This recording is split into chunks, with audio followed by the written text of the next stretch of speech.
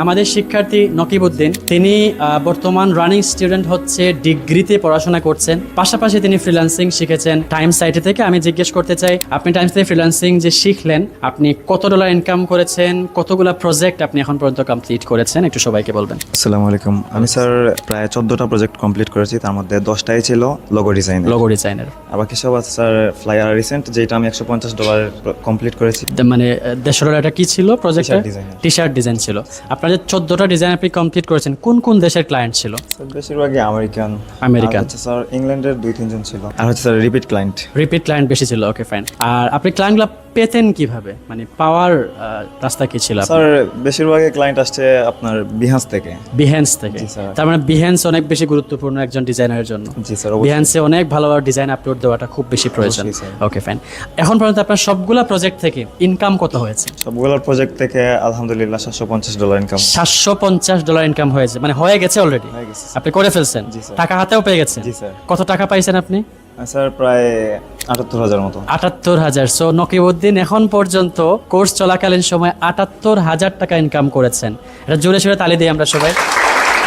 Thank you so much. এবং আমি অনেক বেশি শুভকামনা জানাই নকিবউদ্দিনের জন্য, যে একটা স্টুডেন্টের ডেডিকেশন অনেক ভালো থাকে যখন সে ইনকাম করে। অনেক স্টুডেন্ট আছে দেখা যায় $10 ইনকাম করে অনেক বেশি হ্যাপি হয়, আবার অনেকে আছে 1 লাখ টাকা ইনকাম করেও খুব একটা হ্যাপি হয় না। তো আসলে এটা হচ্ছে প্রত্যেকটা স্টুডেন্টের মেন্টালিটির উপর ডিপেন্ড করে।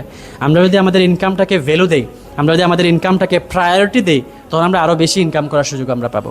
আর যদি আমরা অবহেলা করি, তখন আমাদের ইনকামও আমাদেরকে অবহেলা করবে। এই বিষয়টা সবাই খেয়াল রাখবেন। নকিবউদ্দিন কিছু শেয়ার করতে চান অডিয়েন্সের জন্য? অবশ্যই স্যার।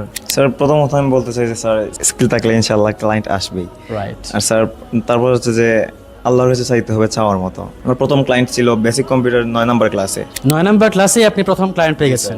কি কাজ করে দিয়েছিলেন তখন? স্যার মাইক্রোসফট ওয়ার্ডের একটা মেমো ডিজাইন করছিলাম। মানে মাইক্রোসফট ওয়ার্ড দিয়েও ক্লায়েন্ট পাওয়া সম্ভব? আলহামদুলিল্লাহ স্যার। মাশাআল্লাহ। তো মাইক্রোসফট ওয়ার্ড আপনারা সবাই কি কাজে ইউজ করেন? নাম লিখে সেভ করেন, তাই না? এগুলোই তো কম্পিউটার ক্লাসে শেখানো হয়। কিন্তু এটা দিয়েও যে ইনকাম করা যায়, এটা অবশ্যই আমাদের স্যার তারা অলরেডি শিখিয়ে দেন। তো তার মানে ইনকাম করার যদি আপনার ইচ্ছা থাকে, তাহলে আপনি যে কোনো ওয়েতে ইনকাম করতে পারবেন। মাইক্রোসফট এক্সেল দিয়েও ইনকাম করা সম্ভব, পাওয়ার পয়েন্ট দিয়েও সম্ভব। তার মানে আপনার শুরু হয়ে গেল মাইক্রোসফট বেসিক কম্পিউটার থেকে আপনার ইনকাম স্টার্ট। ওকে, কত ডলার ছিল বা কত টাকা ছিল তখনকার সময়? এটা বাংলাদেশে ছিল প্রায় 2,000 টাকা। 2,000 টাকা দিয়েছে এই মেমো ডিজাইন করার কারণে? মাশাআল্লাহ। তারপর স্যার নতুনদের উদ্দেশ্যে বলতে চাই স্যার, যদি জীবনে সাকসেসফুল হতে হয়, তাহলে অবশ্যই আমি মনে করবো টাইম সাইট এটা বেটার, ফ্রিল্যান্সিং এর জন্য। আর স্যারদের গাইডলাইন যারা অনুসরণ করে, তারা অবশ্যই সফল হয়। আমি নিজেই একজন স্যার তার প্রমাণ। আর আপনি কই থেকে এসে ক্লাস করতেন? আমি স্যার হবিগঞ্জ থেকে এসে ক্লাস করতাম। প্রতি সপ্তাহে এসে ক্লাস করতেন? মানে সিলেটে থাকেন না আপনি? জি না স্যার। হবিগঞ্জ থেকে এসে আপনি ক্লাস করেন? জি স্যার। জি স্যার। মানে সপ্তাহে 2 দিন, প্রত্যেক দিনই হবিগঞ্জ থেকে আসেন? ওকে, মাশাআল্লাহ। সো এখান যে হবিগঞ্জ থেকে এসে আপনি শিখলেন, আপনার গাড়ি ভাড়া তো টাইম সাইটে কোর্স ফি যেতে বেশি গেছে? অবশ্যই স্যার। রাইট। জি স্যার। সো আপনার এই যে গাড়ি ভাড়া, টাইম সাইটে কোর্স ফি সবকিছু মিলাইয়া are you fully happy with the skill? যা শিখছেন তাতে হ্যাপি আছেন আপনি? আলহামদুলিল্লাহ। আলহামদুলিল্লাহ। Thank you so much নকিবউদ্দিন।